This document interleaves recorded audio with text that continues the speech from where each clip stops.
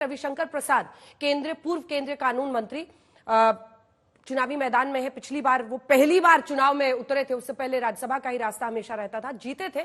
इस बार भी चुनावी मैदान में उनसे बातचीत की है खास आज तक में, सुनिए। 2 महीना 1 दिन मैं घूमता रहा,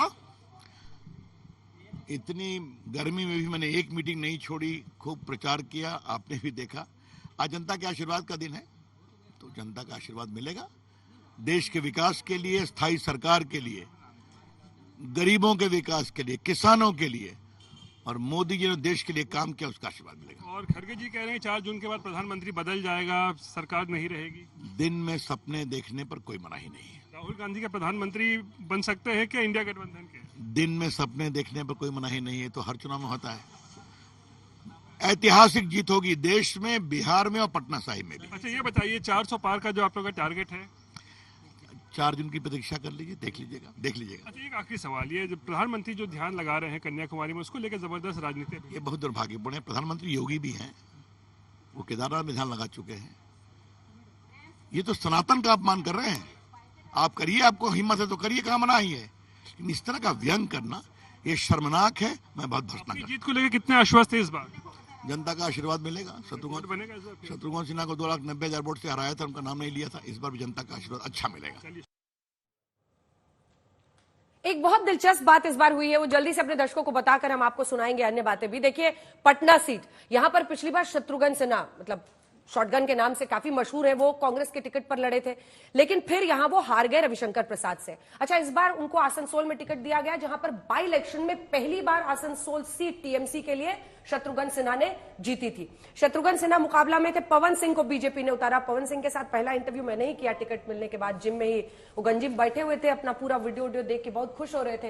लेकिन उसके बाद से उनके सारे वीडियोज आने लगे जहां पर उन्होंने बंगाल की महिलाओं पर कई बातें कही थी, उनका टिकट काट दिया बीजेपी ने। अब वो काराकाट सीट पर गए। यहां पर एआईएमआईएम से भी एक उम्मीदवार है, और ये मुकाबला उपेंद्र कुशवाहा के लिए थोड़ा मुश्किल वहां पर हो गया है।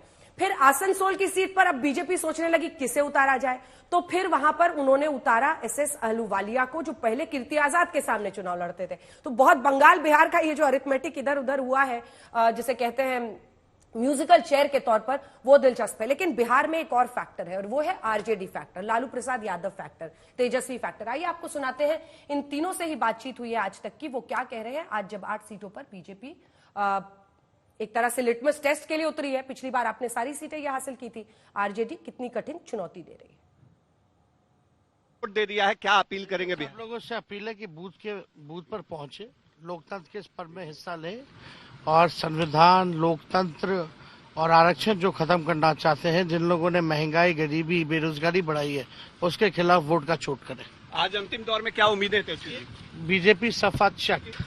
चलिए, तेजस्वी यादव ने सीधे कह दिया कि बीजेपी जो है वो उसका सफाया हो जाएगा। लोगों से अपील है कि वोट करने के लिए आइए और वोट जरूर करिए। सारण से इस बार वहाँ की महिलाओं का, बच्चियों का, बहनों की जीत होने वाली है।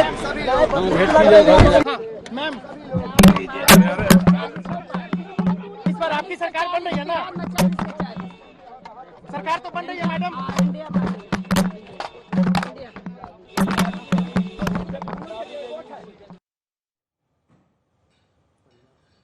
39/40, 8/8 आप स्क्रीन पे हैं, सामने देखिए। 8/8 ये आसान स्कोर नहीं होता है संजय जी, है? फिर से हो पाएगा? आसान स्कोर नहीं है। नहीं, आसान तो नहीं है। 3 जेडीयू की थी इसमें से। देखिए, आसान तो नहीं है, लेकिन 5 बीजेपी। आसान तो नहीं है, लेकिन ऐसा नहीं है कि इसकी संभावना नहीं रहती है।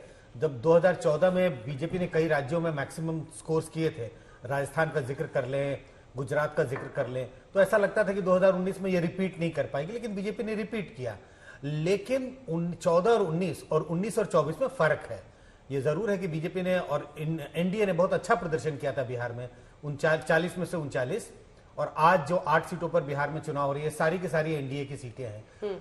मुश्किल होगी बीजेपी के लिए रिपीट कर पाना, सारी की सारी सीटों पर एक तरह से जीत दर्ज कर पाना मुश्किल है, थोड़ा मुश्किल दिखता है। गुजरात में आपको क्या लगता है? मैं थोड़ा ऑफ रिकॉर्ड, मतलब वहां पर वोटिंग नहीं है, लेकिन चुनाव तो हो गए, भूल भी गए कि गुजरात में वोट पड़े, लेकिन गुजरात एक मजबूत स्थिति में बीजेपी वहां है।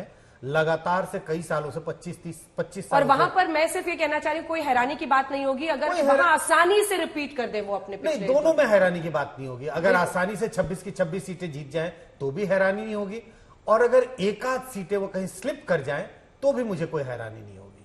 संगीत रागी जी, ये 8 सीटें कितना बड़ा चैलेंज पटना साहिब, पाटलिपुत्र खासतौर पर जहां पर मीसा भारती चुनाव मैदान में उतरी मुझे है। लगता है कि भारतीय जनता पार्टी ये सारी सीटें रिटेन करेगी। आप काराकाट वाली सीट में थोड़ा सा कॉम्बिनेशन चेंज किया है,